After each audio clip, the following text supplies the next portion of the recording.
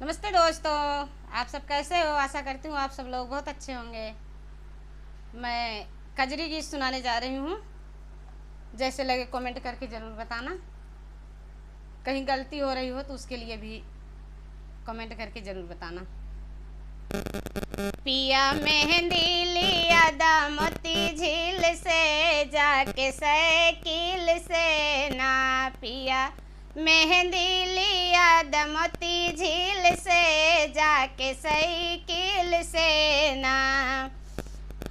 पिया मेहंदी लिया द छोटकी ननद से पिसा द। पिया मेहंदी लिया द छोटकी ननद से पिसा द। हमरे हथवा में लगा द कांटा कील से, जाके साइकिल से ना। हमरे हथवा में लगा द कांटा कील से, जाके साइकिल से ना। पिया मेहंदी लिया द मोती झील से, जाके साइकिल से ना।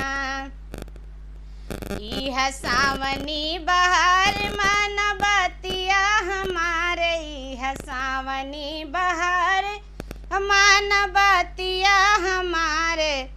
कौनो फायदा न निकले दलील से, जाके साइकिल से ना। कौनो फायदा न निकले दलील से, जाके साइकिल से ना। पिया मेहंदी लिया द मोती झील से, जाके साइकिल से ना।